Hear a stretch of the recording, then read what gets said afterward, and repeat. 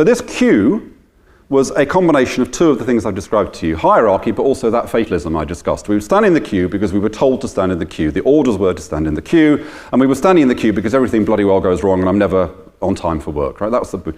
Then what happened was a few people, they might have been in a hurry, they might have been megalomaniacs, I don't know, but they realized that you could duck under the barrier and you could walk up the exit and get to the front of the queue. So a few people did this.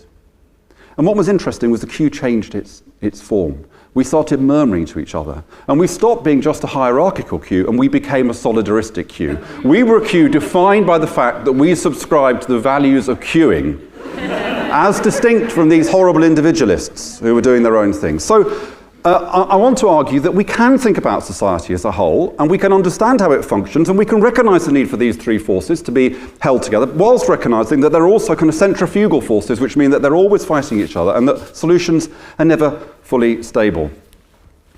The second implication, of course, is that we have to think about how it is we renew and reshape the forces of power that I've described. And I could give a speech about each of these, and so I'll just be bullet points. But first of all, hierarchy. How might we renew hierarchy? Well, I think first of all, we need leaders who tell it how it is. And I don't think we have that at the moment. Barack Obama, last week, he is one of the leaders who's most consistently done this. He said in his speech last week, "Don't look to me for change. In the end, change depends upon you. And all I can do is what you choose to do." Of course, it's not a new message. Kennedy said the same thing 50 years before him. But we need leaders who kind of tell us the truth about how little power they have got unless they can engage us in the process of change that they're describing. Secondly, I think we need leaders who are both, on the one hand, more ambitious about what they want to achieve, inspire us a bit, but at the same time, are much more devolved in the way in which they try and make change happen. I think at the moment we have leaders who are controlling but not very ambitious. So it's the reverse of that. It's interesting, we had Richard Florida in this room on Monday, who's a great expert on cities, and we were just talking about why is it that city leaders around the world are so much more popular than national leaders. And it's because they're closer to the people. So we need great ambition, but we need to understand that solutions increasingly need to be local and engage people at a local level. And then thirdly, we need a new ethic of leadership, whether it's Royal Bank of Scotland or MPs or whatever it is. We need a new ethic of leadership. And for me, this is fundamentally about reflexivity. It's about leaders who think about leadership and are aware of the perils of leadership and who welcome accountability because they know that being a leader is a dangerous thing. Secondly, how do we renew solidarity? Well, first of all, I'm fascinated by the work that's going on around how it is we deepen empathy. There's a wonderful project, many of you will have heard of it, called Roots of Empathy, which takes very small babies into classrooms and children play with them, and it seems to have a powerful impact on their capacity of empathy. So we have to understand how it is we encourage empathy, because for me, in the 21st century, the ability to trust and get on with people different to yourself is a critical 21st century capability, and it's one that we need to explore how we develop in young people. Secondly, we need to understand social networks better. This is something the RSA has made a bit of a specialism. We are understanding more and more that people's social networks, the social networks which exist in communities, are vital to the resilience of those communities, to the opportunities. And I think the more we understand about social networks, the more we'll be able to use those to bring people together to find solutions. And then thirdly, we've got to try to renew those old institutions that I said are in decline. Actually, there's some good examples. The Scouts, the Women's Institute. I like to think the RSA are examples of old institutions which have taken risks and have become relevant in the modern world. We need the same kind of risk-taking in our political parties, for example. We need to renew those institutions. Then finally, we have to recast individualism. As I said before, I don't think the fundamental problem with individualism is it's not restrained by hierarchy and solidarity. That's its problem. It's hubristic, but it is also narrow. And so I'll just give you three names: Aristotle, Dan Gilbert, and Nicolas Sarkozy. Aristotle, because he said things like, should we not say that he is happy whose acts are virtuous and has adequate external goods for his lifetime? So we should learn from Aristotle a slightly deeper and more holistic account of what it is to be a successful individual. You should all read Dan Gilbert's book, Stumbling into Happiness, which I read a few years ago and influenced me enormously, because what Dan Gilbert shows is that we are very, very bad at predicting what's going to make us happy. In fact, we're extremely bad at even describing what made us happy in the past. So that might help us get off the kind of treadmill of thinking that buying a new car and the latest thing is going to make us happy, because generally it doesn't. And good old Nicolas Sarkozy, he may have lost power, but he did set up the Commission a huge commission on exploring kind of well-being and happiness, which has influenced debate around the world. And so maybe out of that, and we're doing it in Britain as well, we will get a richer understanding of the kind of things that make us happy. I often say you can sum up happiness research in one sentence, which is if you want to be happy for a year, get married. If you want to be happy for a decade, get a dog. If you want to be happy for the whole of your life, get a garden. I'm afraid that is basically the evidence. So maybe these kinds of insights will help us to have a slightly richer kind of idea of what it is to be a successful individual. And then finally, the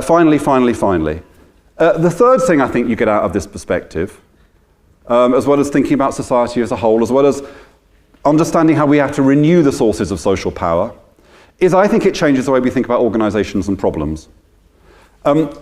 I think organisations often suffer from the fact that they don't mobilise those three forms of power. Public service organisations traditionally are good at hierarchy and they're good at solidarity. They're not terribly good at individualism. They're not very good at creating environments for risk-taking and enterprise. But when organisations, by the way, have just got one of those forces, they can be very, very dangerous. Banks. These were institutions with no hierarchical oversight because no one in charge knew what was going on. Absolutely no sense of social responsibility. They were hyper-individualistic cultures. They were bound to go wrong. Unfortunately, we gave them an enormous amount of power. Communes, another great example. Communes always fail. The only communes that ever survive are ones that have hierarchies. Because solidarity on its own is disastrous because no one can decide whose turn it is to do the cooking. Or look at the Soviet Union. That's another example of a culture that collapsed because it was overwhelmingly hierarchical. Anyway, the point I'm making is, when we think about organisations, we should think about how it is organisations mobilise those different sources of power, bring them together, recognising their dynamism. And also, we need this approach to how it is we solve problems. And what that's led me to, it's led me to a change in my whole way of thinking since I've been at the RSA. I used to be a policy wonk. And now I increasingly think that the policy frame is not the way to solve problems, the design frame is the way to solve problems. And so this approach, I think, leads us to think about problems as a designer would, which is to spend more time really understanding the problem, and also getting the fact that the problem looks different depending where you're looking at it from. So let me give you an example of a piece of work the RSA is doing and publishing next week. We've been looking at the informal economy. So this is an issue that's been around forever. All these people who don't pay taxes and then they're not in the legitimate economy, they're taking a risk. And every few years, the government tries to do something about it and it achieves absolutely nothing. Now, again, there are three ways that you might tackle the informal economy. Hierarchical ways to have stronger rules, regulation, and enforcement. The solidaristic way is to say, what about the social norms? How many of you have paid cash in hand?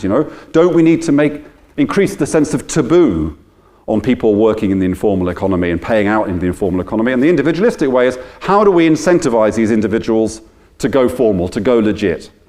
And the reality is you need a solution that combines those things at the same time as recognizing that if you do too much of one, the whole thing will destabilize. So if you give individuals too many incentives, then people who've always been legitimate will say, why are these people getting extra money to go straight when I've always gone straight? And if the hierarchy gets too officious, then the community, which could have been on their side, will turn against them, just like they did with that Conservative minister who talked about the informal economy a few weeks ago, and everyone said, why are you talking about window cleaners? You should be talking about bankers. So it's a way of solving problems that looks at them from multiple angles and tries to get to the heart of what the difficulty is. And it also leads to an approach to problem solving, unlike policymakers who try and have a once and for all solution, which is much more incremental and much more flexible, because you recognize that as these ways of solving problems interact with each other, all sorts of unpredictable things happen. So you have to have solutions which enable you, rather like someone molding a clay pot, to constantly adjust. And that's a huge challenge for how we do policy, but I think that's how we have to make policy to tackle complex problems. So, the Olympics was special.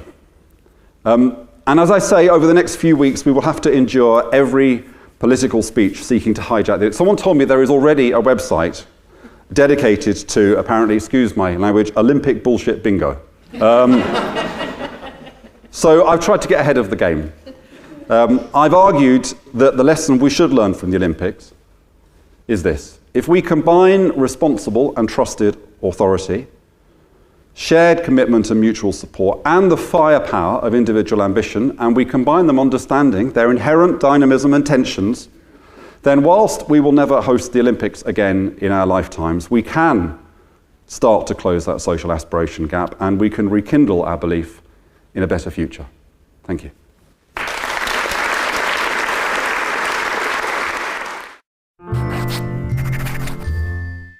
This is Big Ideas from the ABC.